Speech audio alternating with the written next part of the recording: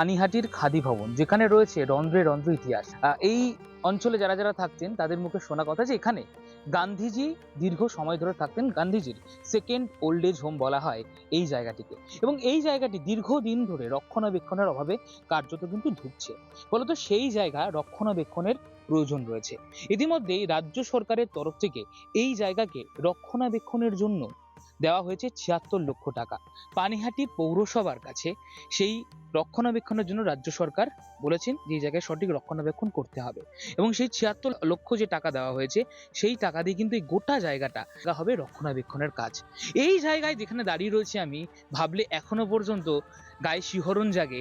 নেতাজি সুভাষচন্দ্র বসু যেই সময় কংগ্রেস ত্যাগ করবেন, তার আগে একটা বৈঠক হয়েছিল নেতাজি সুভাষচন্দ্র বসু, মহাত্মা গান্ধী এবং জওহরলাল নেহেরু। সেই বৈঠকও কিন্তু এই পানিহাটির ইতিহাস বিজড়িত এই স্থানেই কিন্তু হয়েছিল।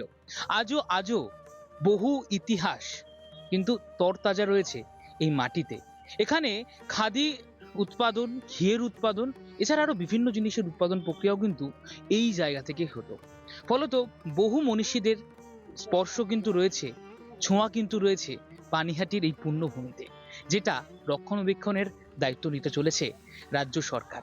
এটা মানুষের কাছে যাতে আরো আকর্ষণীয় করে তোলা যায়, মানুষ যাতে এখানে আসে এবং মহাত্মা গান্ধীর ব্যবহৃত জিনিসপত্রগুলো দর্শন করতে পারে, এবং তারা সেই দিনের জায়গাটায় যাতে পৌঁছাতে পারে যে মহাত্মা গান্ধীর যে আন্দোলন, যে লড়াই, নেতাজি সুভাষচন্দ্র বোস এখানে এসেছিলেন, আচার্য প্রফুল্লচন্দ্র রায়, বল্লভভাই প্যাটেল থেকে শুরু করে জওহরলাল নেহেরু, প্রত্যেক মনীষীরা আমাদের এখানে পদার্পণ হয়েছিলেন, এবং সেটাই আজকে সুন্দরভাবে সাজিয়ে তোলার জন্য রাজ্য সরকারের পক্ষ থেকে পিডব্লিউডিকে দায়িত্ব দেওয়া হয়েছে।